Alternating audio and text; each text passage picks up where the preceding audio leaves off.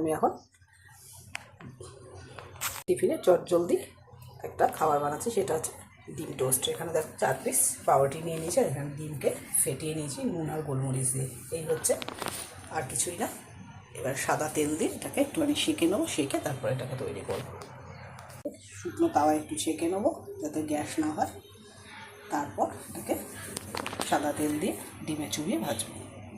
সাদা তেল দিয়ে দিয়েছি, আর এখানে পাউরুটিগুলোকে ডিমে এরকমভাবে ডিপ করে চাটুতে দিয়ে দেবো।